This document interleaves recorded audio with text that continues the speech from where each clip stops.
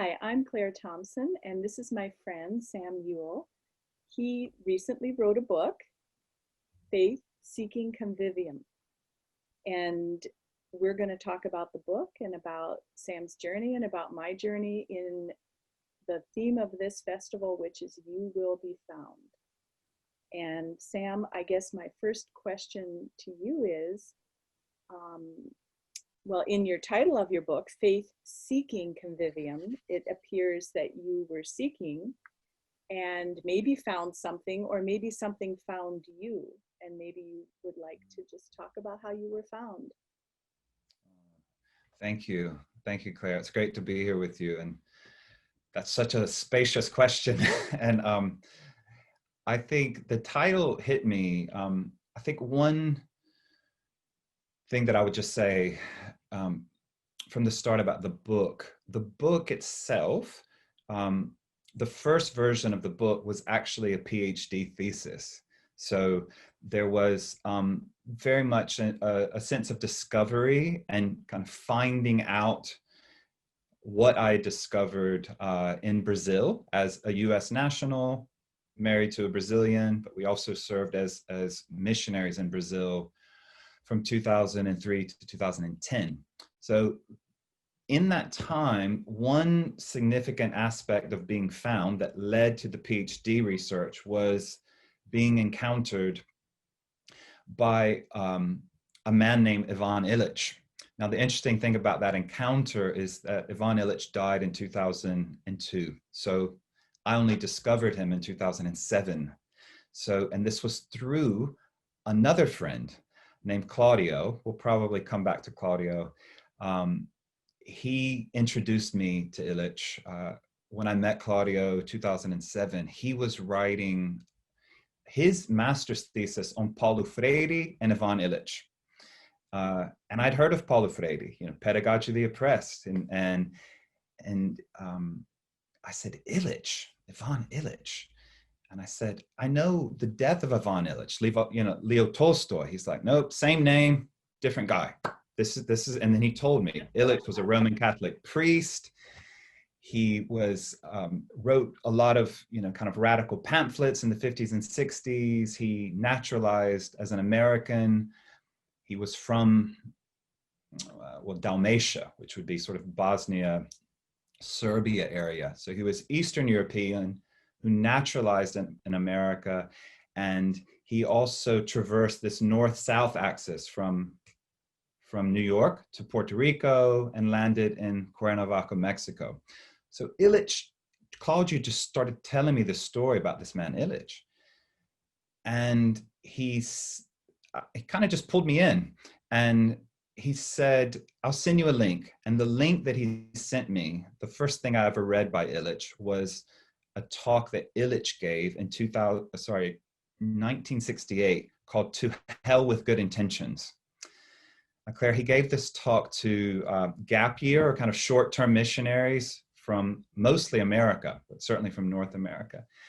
And he basically threw down the gauntlet on good intentions. He says, to hell with good intentions. And he said, I mean that as a theological statement. And he basically said, how many of you thought about going to the south side of Chicago to spend 9 months?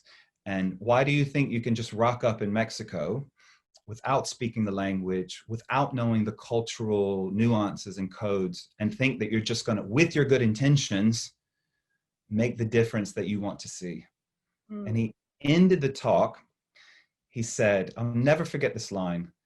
He ended the talk, come to learn Spanish, come to walk in the mountains, to pick the flowers, to learn the songs, but please do not come to help. Bam. That's how he ended the talk. I was reading this, Claire, as a US national, married to a Brazilian, but as a missionary in Brazil, 4 years into being a missionary. And I'm going to tie this back to the Faith Seeking Conviviality question, because when I went to Brazil, it was very much, I'd married a Brazilian. Her people were becoming my people. Our wedding vows were actually from Ruth. Your people will be my people. So we wanted to have a bicultural life. We wanted to raise our kids bilingually and biculturally and to share life. And we felt that God was calling us to Brazil. So that's how the narrative of going to Brazil began. But inside that kind of narrative, or around that narrative of being called and being found by a Brazilian woman and being drawn into Brazilian life, there was this other script of you're here to help. You're here to be a helper. What it means for you to be an American in Brazil is you're a professional helper. And Brazilians actually had internalized, I think, I heard that message at least as much from Brazilians as I heard it from the American church. In the sense that they were used to Americans. Oh, we've seen your type. You're the one, you come and you've got a lot of money and you build projects and you go away after a few years. And so it's not very convivial. It's not very relational. So I went to Brazil, the faith bit, with a sense of faith and sense of call. I was seeking to build a life in another country with my wife, with my family. And in many ways, what I tell, the part of the thread of the book is, learning Portuguese, learning Brazilian music, learning cultural cues. That was not the biggest hurdle. That was just about effort and time. I did become fluent in Portuguese. I did learn to adapt, if you will. But it was this anti-relational vibe, I guess, that I could just say. These expectations around missionaries come, they build projects, they intervene in certain ways with good intentions, and then they leave.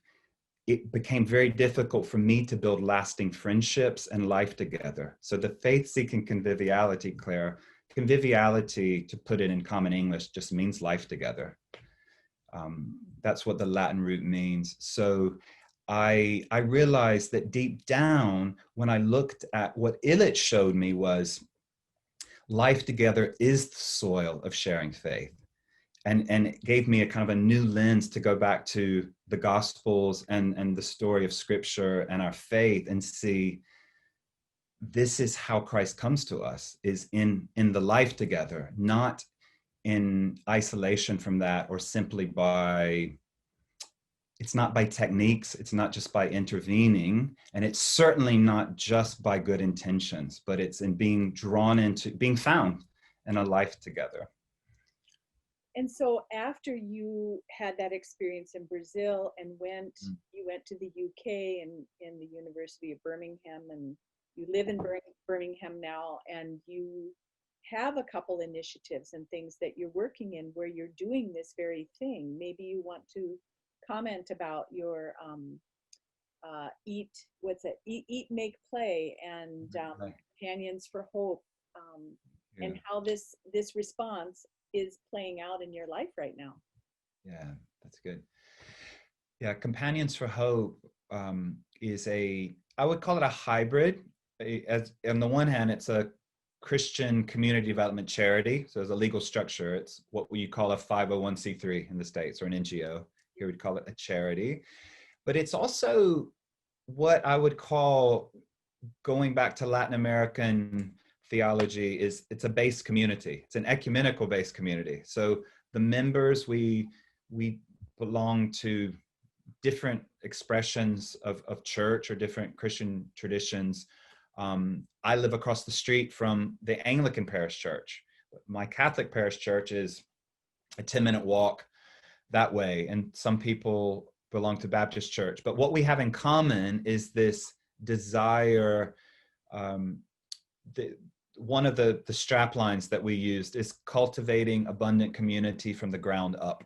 So that ground up is a double sense of both by being rooted in a place, but also by caring for the soil of the place, and then cultivating life. So again, I think the journey with Companions, Claire, was we just found ourselves recognizing that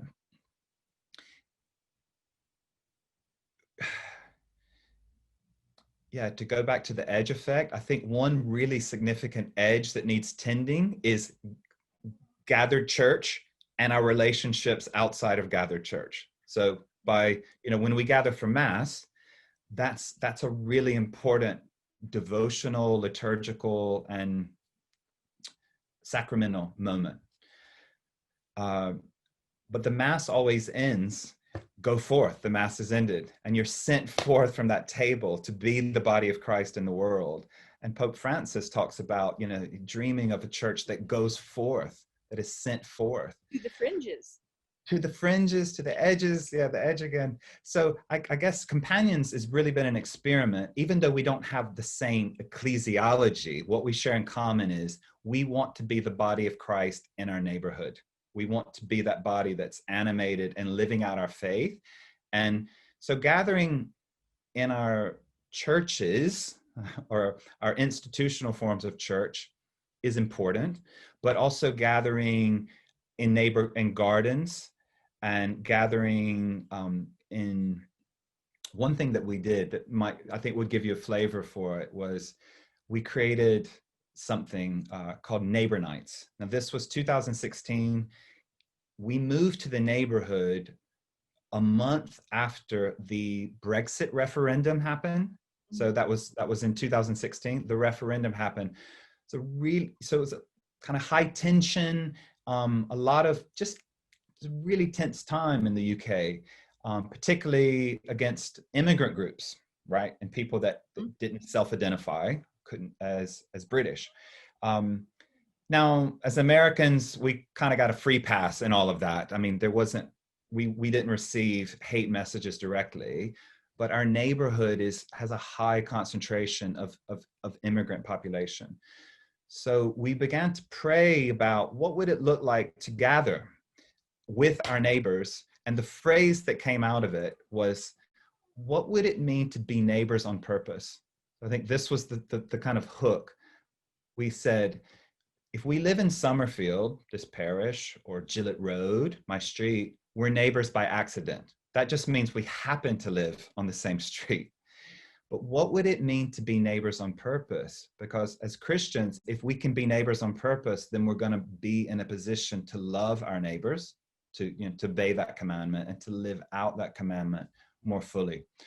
So that strapline actually stuck, and it led to Eat, Make, Play, and I'll come to that. But we just had a monthly potluck, first Wednesday night of the month. We called it Neighbor Nights, and the strapline was being neighbors on purpose.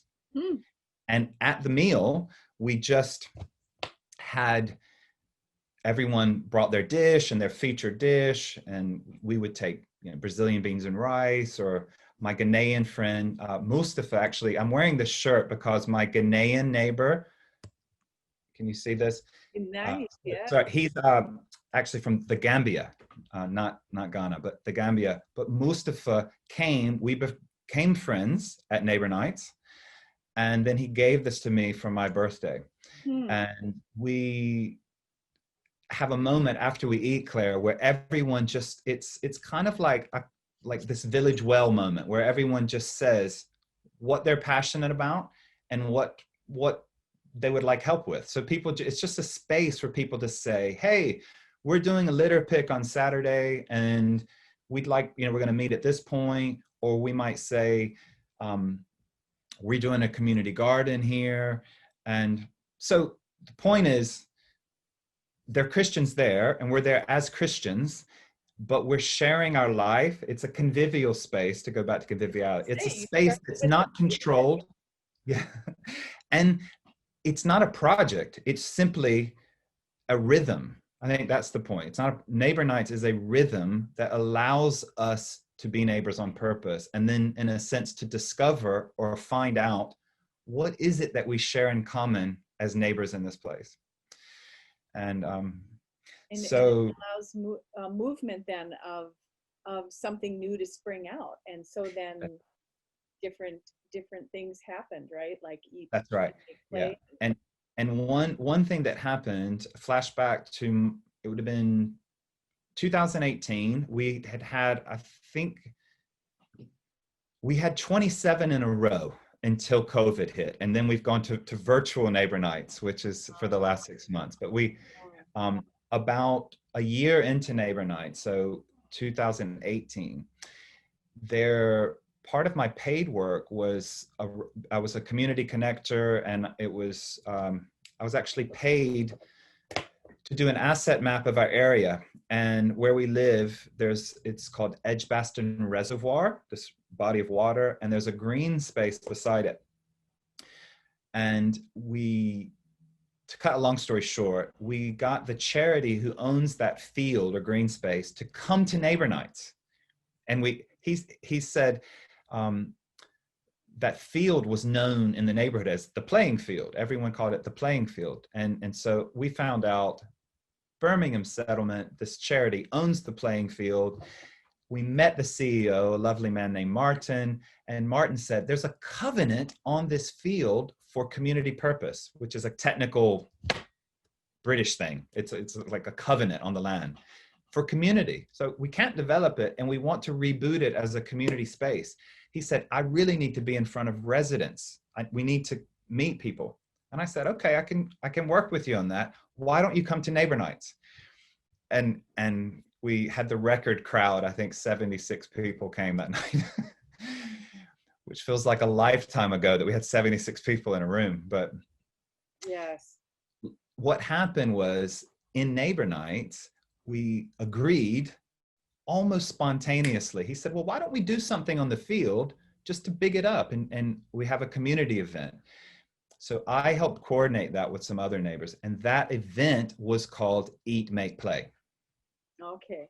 We just said, that's what we're going to do on the day. We're going to eat, we're going to make, and we're going to play. And that name stuck. And about 500 people came to that first event in 2018. And then we did it again in 2019, and repeat performance. About 400 to 500 people came.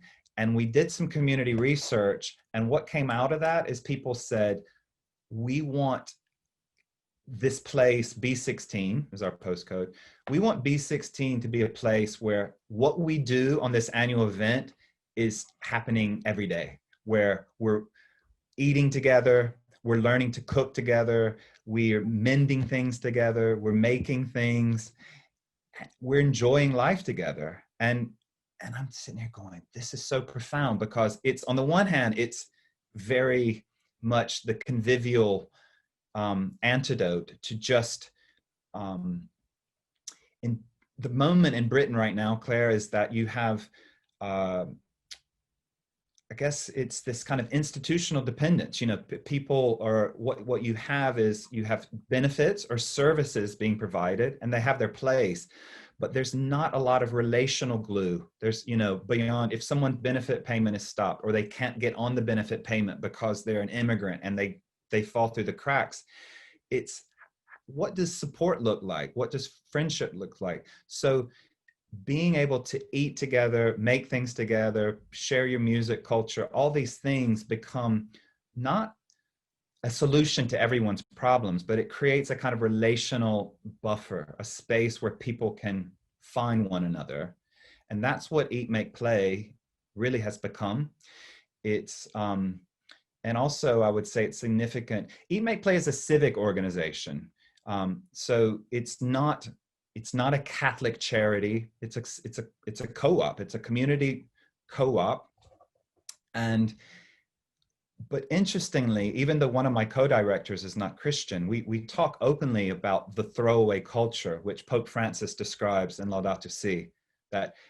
That's helped us name both the challenge and our vocation as Eat, Make, Play is, we live in a throwaway culture where people and things are constantly being discarded if they don't have economic value. Does that make sense? I mean, we see that here all the time. And so what Eat, Make, Play is really trying to do is to create this peer-to-peer network where people are sharing their skills, and the things and people that would tend to get thrown away, it's a place where they're valued. So again, we make a big distinction between price and value. We're not really interested in putting a price on things. Like right now, we're not selling anything. We're just trying to create a space where what you are passionate about, let's say your thing is sewing or mending, and my thing might be gardening, and my Ethiopian friend Abba, he's really into cooking, for example, that we can exchange that value, and we can do it directly. So I think it's a response. It's not a pull off the shelf answer to how do you respond to the throwaway culture. But in our context, it's a way where the discarded things and people and places are being revalued. We're discovering how they're valuable. Yes, and I think it's just so beautiful that that it's happening just out of your desire. It's not out of a pre-made plan, but out of your desire, and then this is unfolding, and so you're following it with an openness rather than imposing it with a plan, and this is an example for the world of how we really can live like this. And I know that you have spoken in your book about technology and the technological framework out of which we often operate. And I'm just curious what you see as the role of technology as we try to live in this more of a relational kind of world together.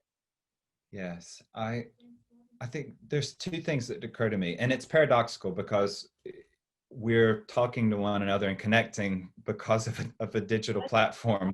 Yeah. And so I think many of us, I would put my hand up and say, I've been surprised by what Zoom and what digital technology has enabled. And yet I also know that there's no substitute for flesh and blood human contact. But I think the thing that I learned from Illich was often read as a technophobe or someone that was just junking technology. And that's not my reading. I think the way I kind of discovered Illich is I think it's important to make a distinction between technology and technique. So technology might be the device, the thing, right? Like a laptop or Zoom. But technique, and I think he actually got this from Jacques Ellul, they were close friends, but technique is about the power to impose. It's technique is about the intervention. So it's really kind of like the will and the agency by which you use a tool, not just the tool itself. So tools do matter, technology does matter, but I think that it's what Illich was always aware of, and what he is in the same way. I think there's an analogy between mission and technology here. Mission in the sense of some kind of new threshold or encounter that didn't exist, whether that's a culture or place, that the Bible is full of stories of those thresholds being, in a sense, transformed. Like if you think of Peter and Cornelius and those encounters happening in transformative ways. Mm-hmm. The problem, Illich said, the corruption of mission, that's an important word for Illich. The corruption of mission is when you aren't aware of the encounter and you basically force something to happen instead of the posture of the missionary is about the humility to be encountered, not how I want to control the encounter. Similarly, the technology is more about having the humility to say, I know I want, for example, my garden to look this way. I'll use this tool to do it, but also being aware that you can use a tool and corrupt your relationship with the garden. Do you see what I'm getting at? So yeah. I think Illich would never, I think the Illichian sort of frame is not never use Zoom because Zoom is digital. it's always, I think, be aware at what point Zoom is actually a corruption of human relationships, and to what point is it facilitating or enabling human relationships. So it's not about this particular technological form or not. It's anything, even a hand tool. Doesn't have to be a power tool or digital. Even a hand tool could corrupt a relationship. So you always have to be asking yourself, is this thing or device facilitating genuine human encounter, or is it disabling it or overpowering it? Yeah. So, and then what's interesting, going back to the technology thing, Eat, Make, Play, one of our partnerships as we've developed is with another organization where they actually, another organization got funding to deliver a tool library. You may call them in the States library of things, or a share library. So the concept is that you, in the same way that you go to a book library and you borrow it, but you don't own it. So you borrow it for a week and you use it and you take it back. It's like that, but with things. Beautiful. And our library, here.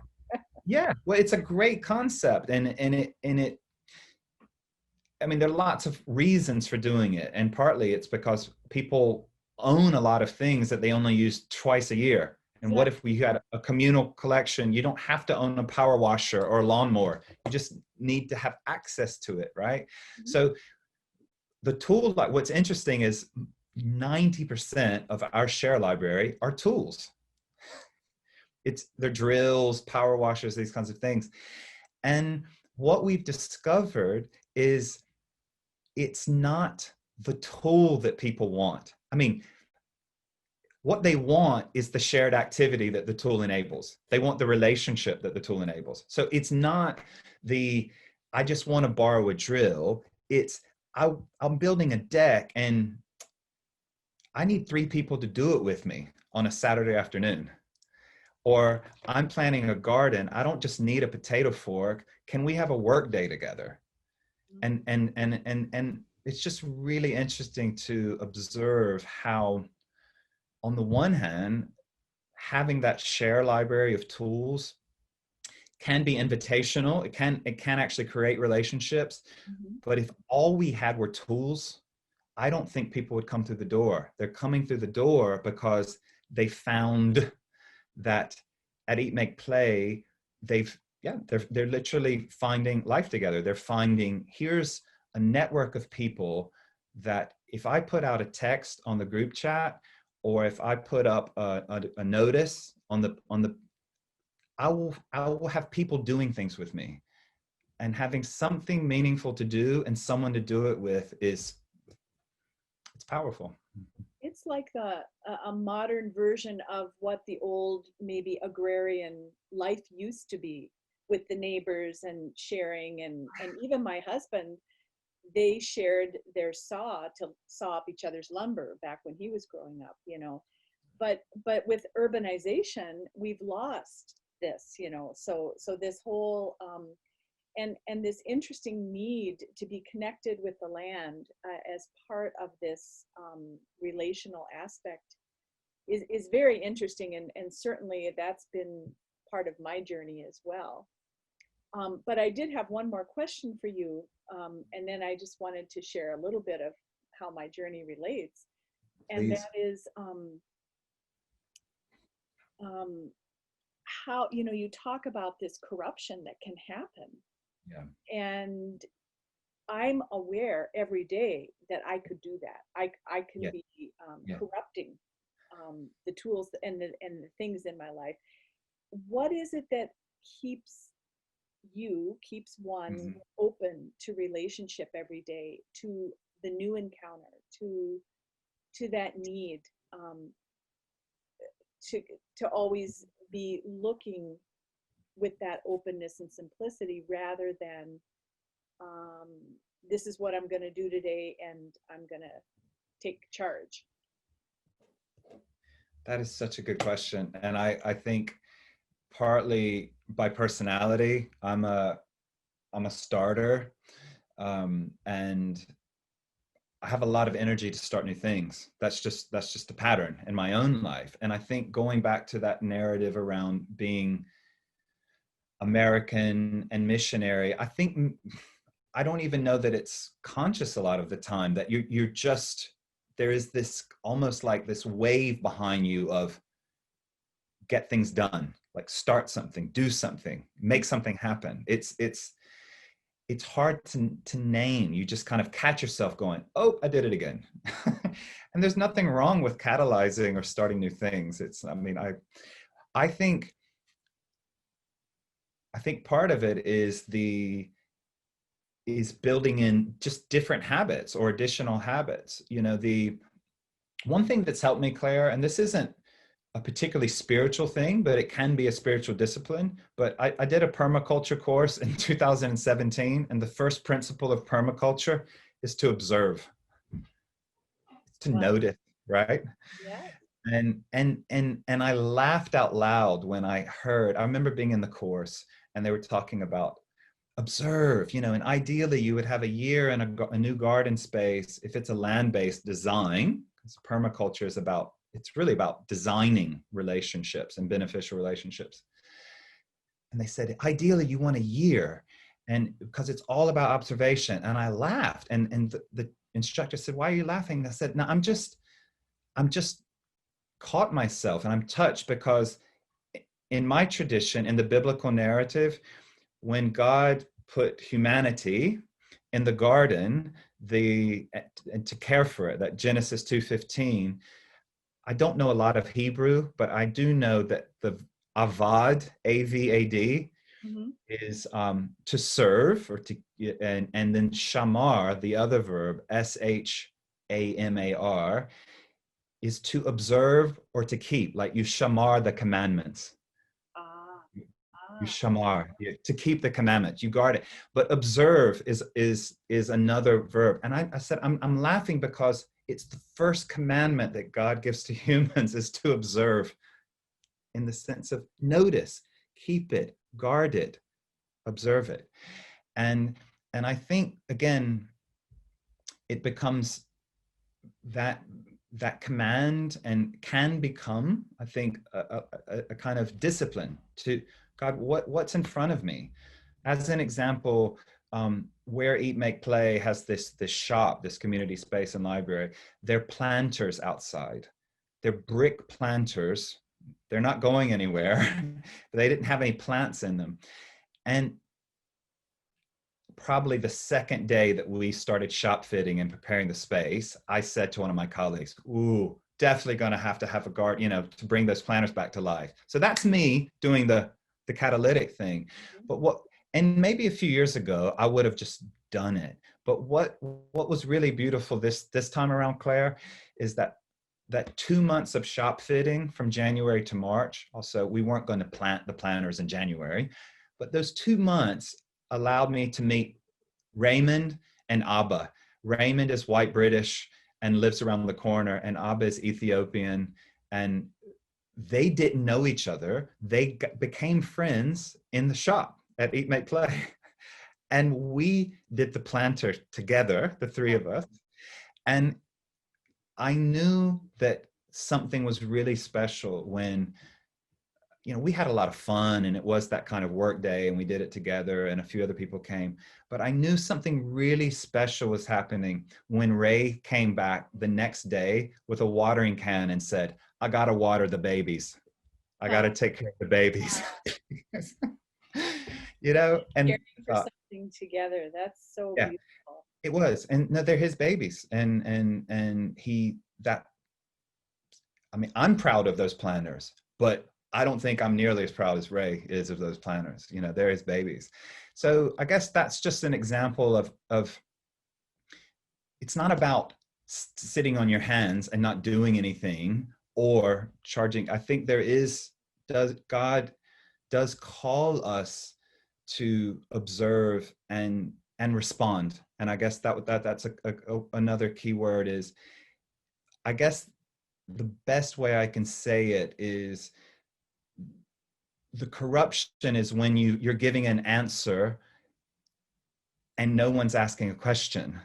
But the encounter at its deepest sense is when you're giving to a response to a question that someone's asking, or that an encounter is asking. So it's the response to the question, not the answer to the question no one's asking. Thank you so much, Sam, for sharing so much of your journey with us, and I can't wait to read your book. Thank you, Claire. It's great to meet you and to converse with you and to listen. So I'm honored. Thank you for having me.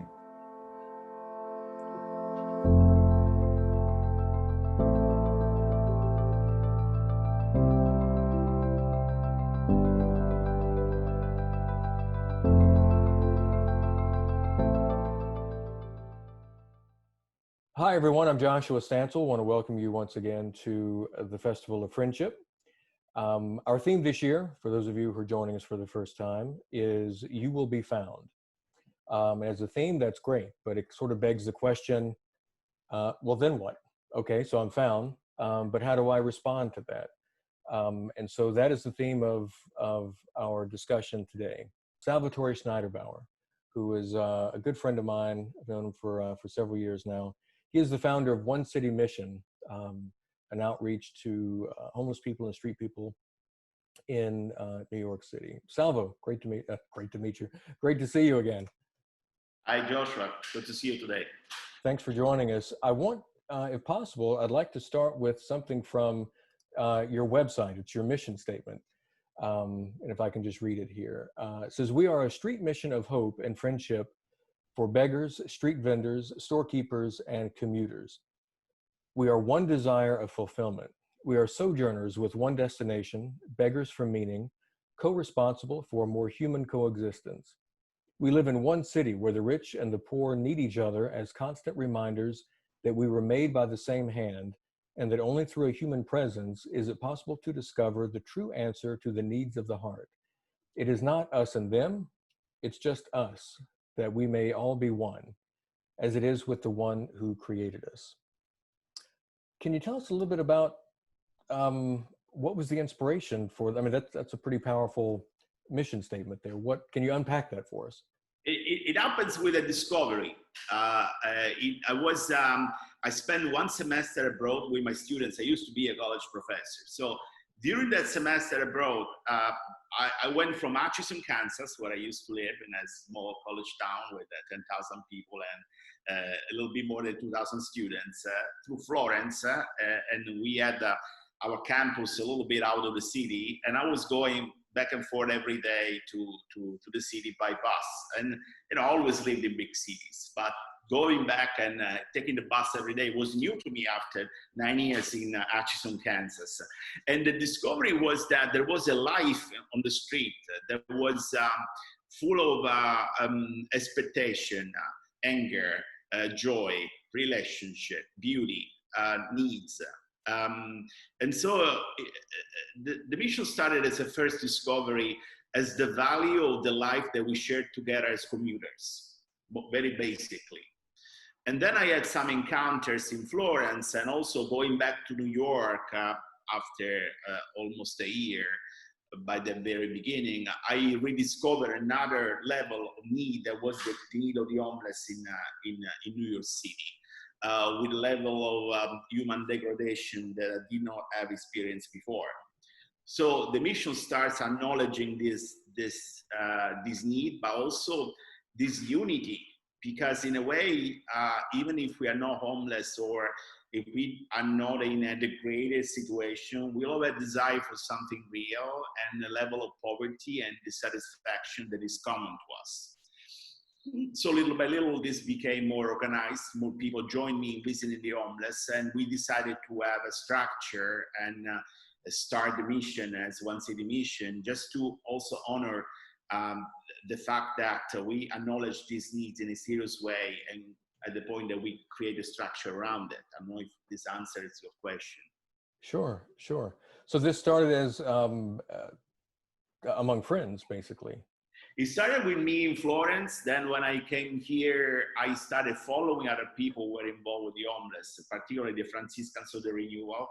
I spent a long time living with them and also volunteering when I couldn't live with them. probably in a range of almost 2 years. With some other people in Kansas City, an organization is called A Simple House, so I work with them. So I had the possibility to follow people who were ahead of me in this kind of experience, but it always was very based on my commute, especially on the subway.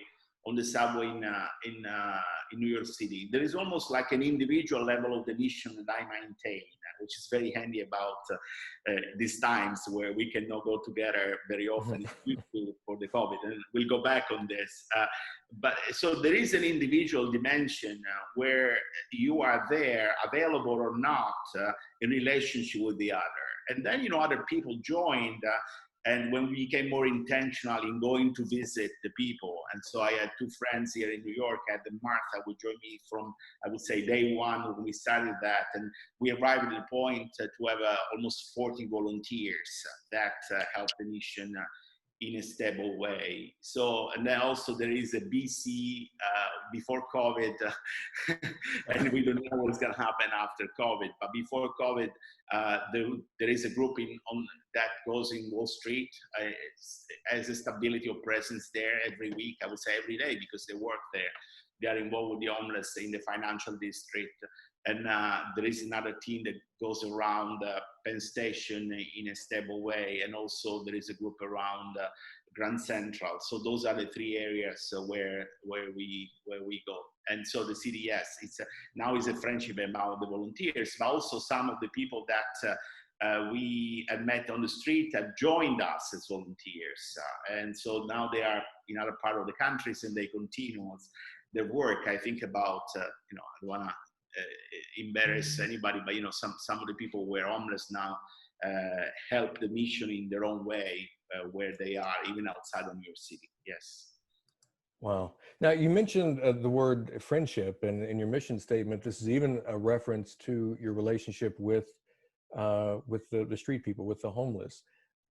How does that friendship, what does that look like? How does that manifest itself?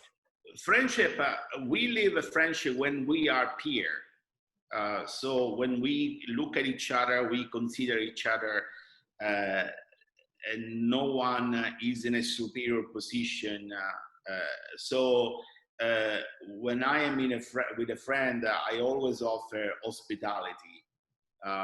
So if you come to my house, I'm Italian, I'll cook for you, and we'll drink something together, and so it's always hospitality for me, right? And it's not that if you come to my house, then I say, okay, you need new clothes, or wow, you should have an haircut. You know what I mean? It's that's the fact that I offer hospitality. Then if you tell me that you have a specific need, I listen and I help you.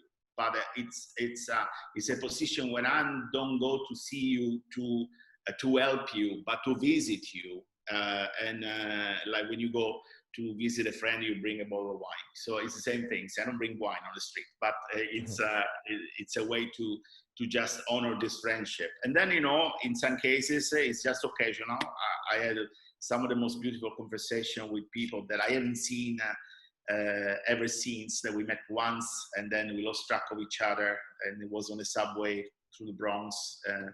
And I remember, one day, a couple of days before Thanksgiving, there was a guy sitting next to me, and he said, what a beautiful day today. I said, it is a beautiful day, but why is it beautiful for you? He said, because my girlfriend has been sober for 10 days now, and we're going to have a Thanksgiving where she's sober, and this means the world to me. And then he apologized. Sorry if I told you something so personal. I was happy that he shared. So the conversation went on for 20 minutes, and then he left. So I can't forget this encounter, right? So that's a level of friendship that happens and ends, and so who knows if I see this guy again.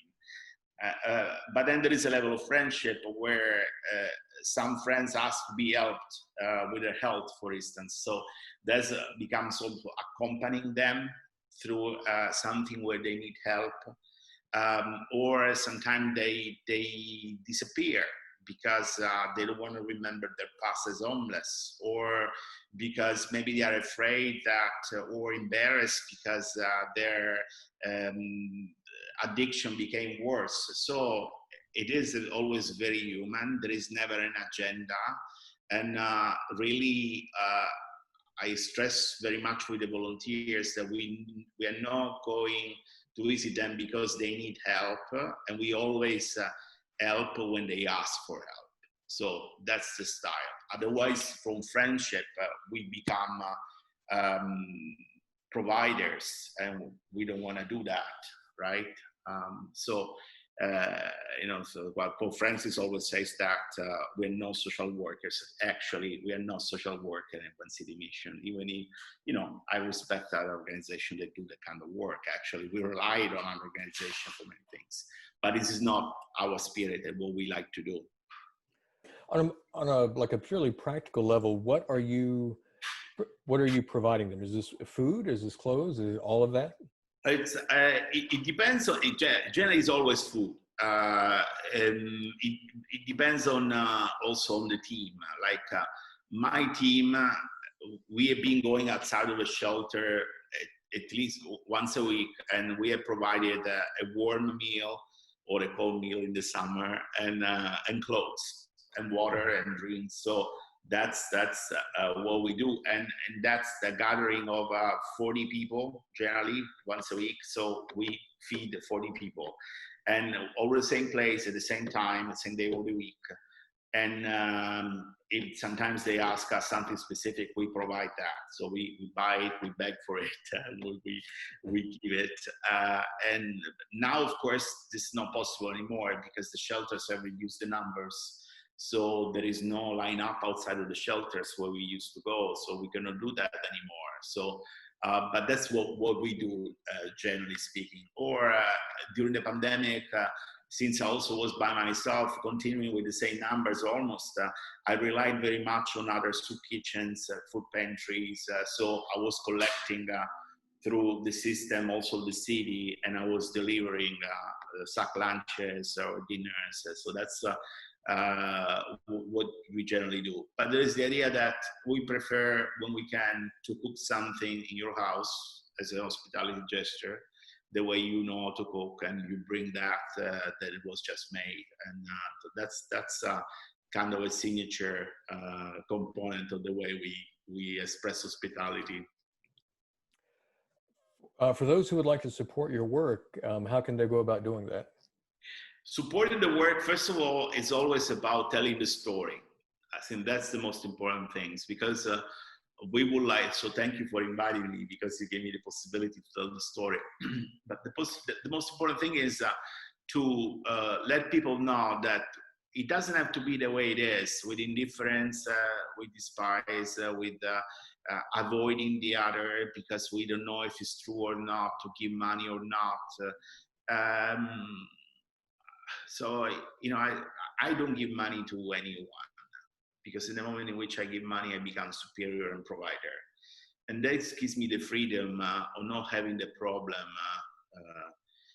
when I relate with anybody. So some people don't know if to give the money or not to the beggar. Okay, so what they do, they ignore them. Okay, so I say, you don't have to give the money, but you have to say hello. Because if you see somebody outside of your Starbucks every day, I think it's just human to know what's their name, or to say hello once in a while, if they do eye contact at least. And if they ask you for change, you don't have it. So I think the most important thing is that One City Mission can be lived by anyone. So that's the biggest help, is that this way of doing it goes around. The second one, of course, if you have doubts, if you don't know how to give money to the beggar, and they don't want them to get drunk with your money, give the money to the mission. So of course we accept donations. And so those are the two simple ways. And the third way is, if you really want to start what we do, to do what we do, just give us a call. We'll help you to start where you are. And that's another way that you help us to see if what we started is feasible, if possible, and sustainable in time, also in other realities. I know people in Kansas who met you in Kansas, and they nicknamed you the Oracle. And now everyone watching this understands why. Salvatore Snaiderbaur, thank you so much for joining us. Thank you, Joshua. Thank you.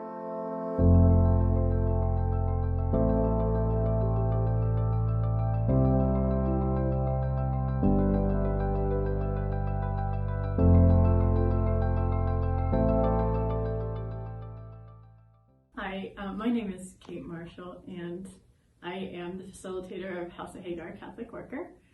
We're an intentional living community in East Wheeling, West Virginia.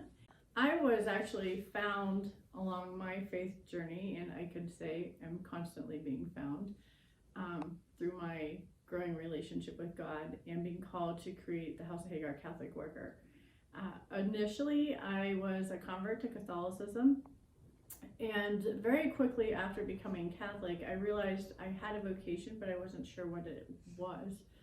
I took a lay vow with the Sisters of Charity, and they provided a very good formation in what it meant to reflect both the love and charity that I had experienced in my relationship with God and how to share that with others. However, pretty soon after me taking that vow, the Sisters of Charity that were in Wheeling area retired and went back to their mother house, which was in a different state. And I found myself in a place where I felt very alone. At the same time, I was going through some personal things in my life that was my desert experience. And I honestly would say I would have thought and did think at the time that that is the last place that God would be calling me into a vocationship. However, what I've since found and what I truly believe, it's often those desert places where if we stop and listen in the midst of it, that perhaps those are the places that most reveal what we're being called to in our lives. So for me, after the sisters had left our area, I decided to go on a retreat to do a little bit of discernment at a nearby Chautauqua. And what I thought was a coincidence, now I call God incidents, I picked up a book that was about 25 notable Christians. And when I opened that book up, the chapter it opened to was on a lady named Dorothy Day. And it described Dorothy Day's life as a lay person and the Catholic worker movement that she started, which were these intentional living communities that focused on living out the corporal and spiritual works of mercy directly to the communities around them, and often to communities that were dealing with poverty issues. And I knew immediately when I read that I was a Catholic worker. It was like the gospel had come alive and the life of Jesus had jumped out of the pages. So I went back to Wheeling knowing I was a Catholic worker and ready to find the nearest Catholic worker house. However, there was a problem when I got back to Wheeling and went to my parish and asked where the nearest Catholic worker house was, because there were no Catholic workers and they weren't even sure what a Catholic worker house was. So that took me back to the drawing board of prayer and asking God, what do I do now? And what I heard God really speaking to my heart was that I was supposed to start a Catholic worker house, which was terribly scary because I was extremely shy and felt completely unqualified to begin anything. I just wanted to join something.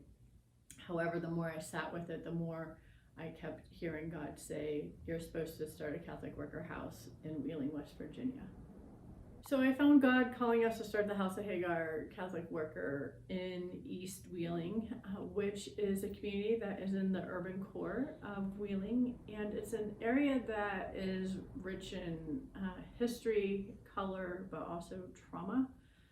Unfortunately, West Virginia is #1 in depression. We're #1 in opioid overdoses, and that's very reflective in our community as well.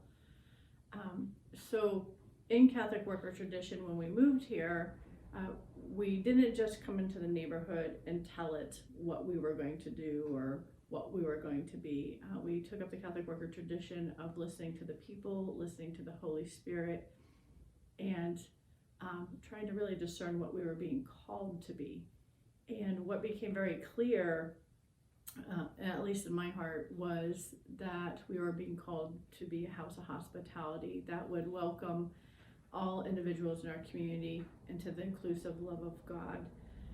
And that was very significant, because what would later unfold as I started learning about poverty and poverty issues and things that were actually very new to me but not new to God, is that 40% of West Virginian children are being raised by someone other than their biological parent. And that means that we have a high rate of people in the foster care system that then age out and are often left with no support system. The trauma of that process can often lead to them being homeless. It can also lead to mental health issues and addiction issues. So the House of Hagar was not just for our house neighbors, which are quite welcome to join us at the table, you know, and a lot of the folks who live in houses around us are also experiencing poverty issues, and they may or may not have utilities. They may or may not have someone in their family incarcerated, or a variety of other issues. But it also meant inviting the neighbors who lived under bridges and in tents and in homeless shelters to come gather around our table at the House of Hagar and become family with us. Our first dinner at the House of Hagar began this journey of us really growing in understanding of God, what God was calling us to be and what it really means to be his family to a community. And it also became clear that we had a lot to learn. I can remember the first time we were going to have dinner. We meet myself and the other Catholic workers were so excited. We went out in the community. We delivered invitations to folks under bridges and in tents and in homeless shelters, our friends that actually were housed, inviting them all to come over to the House of Hagar to share this meal. And as the time approached, you know, we're all getting a little bit nervous. You know, were they going to like our food? Were they going to like us? We were, you know, asking all these questions. And I looked out the window and I saw that a crowd was gathering on the porch, but nobody was making any effort to knock on the door or ring the doorbell. So I walked towards the door and I opened the door. And at the time we had a farm dog named Yukon. And as I opened the door, he was running in and out of the house to the people in the house and to the people in the house. And I, you know, excitedly asked, "Are you here for dinner?" And the folks nodded their head and said yes, but nobody moved. And so then I asked the question again. I said, "You're here for dinner, right?" And they said yes, but nobody moved. And I found myself in a little bit of an awkward position because I wasn't quite sure what was going on. So I gestured my hand, you know, towards the inside, and I said, "Well, if you're here for dinner, are you coming in?" And then folks started to look at each other. And one of them addressed another person next to him, and not even to me, and said, "Is she asking us to come into her home?" And I stopped, very confused, and I said to that gentleman, I said, "But I thought you were here for dinner." And it got really quiet, and then someone in the back spoke up and said, "Yes, we are here for dinner, but we thought you were going to hand it to us in a bag." And it was at that point, I think I truly understood what my vocation was, because no one questioned the dog going in and out of the house. Nobody thought anything more of that. However, here I had on my porch a whole group of people who had somehow accepted the fact that they did not believe themselves worthy to come in or worthy to be in a home. So that began our fellowship Sundays, where we use that time to truly become family and to truly understand that we're all invited to the table. by gathering each Sunday for lunch and dinner. Also, it's a time that we get to know each other and our hearts, and find out what folks' needs are for sure. Like people can take showers, they can do their laundry. We can help fill out paperwork if they begin to trust us to tell us they can't read, or whatever the situation is. However, what's truly being accomplished in that space is understanding that God put us here on this earth to be a gift to each other. And for us to realize the gift of God, we have to realize that we belong together and we're all worthy of that space to be together. So I think of that first dinner frequently, and it really guides me now, today, in what we do at the House of Hagar. The other thing that we do at the House of Hagar is that we share all of our holidays together. So Thanksgiving, it's all day on Thanksgiving. Christmas, everyone's invited to Christmas, and there's a present under the tree for everyone. And for a lot of our folks, that's the first time they've actually celebrated Christmas in a house and not in an institution, and actually received a gift that had their name on it. We also celebrate Easter and all the other holidays. And why that's important is having traditions and having those opportunities to create sacred memories is often the thing that really makes us feel like a family. And what we also found as we became more of a family to each other is that a lot of our houseless friends and a lot of people in our community, in fact, have what we call ACEs, adverse childhood experiences. And that it is often those traumas that they've experienced that has led them onto a path of having to face some really hard realities, and potentially addiction or mental health issues along with the homelessness. So one of the factors that we began to really reflect on is how the corporal works of mercy are a foundation to building up someone's resilience, and what can we do as a community of faith with the scientific understanding of how trauma and adverse experiences affect a person. How can we help build up that Maslow's hierarchy of understanding of what someone needs in terms of both love, shelter, security, to get to the place where they can really have a self-realization of who they are in God and how valuable that they are and the gifts that they bring to the table. So what the kids really began to express to us was not just their concerns about what it was like to grow up in an area where they didn't feel necessarily safe playing outside all the time, their worries about who would overdose next, and a lot of other very stressful issues in their life. They also came to us with a solution and a way to start to change the systemic structure of how we engage with youth in our area. And at first it was a little bit risky because they were inviting us to extend our ministry into an area that we hadn't necessarily gone before. However, what we were beginning to understand was that this was a moment of the Holy Spirit at work, and that there was so much wisdom in this, because this was exactly what God had called to when he had given us the name, the House of Hagar. We weren't just called to stay in the place where God asked Hagar, "Where have you come from?" But God had also spoken to her life, "Hagar, where are you going?"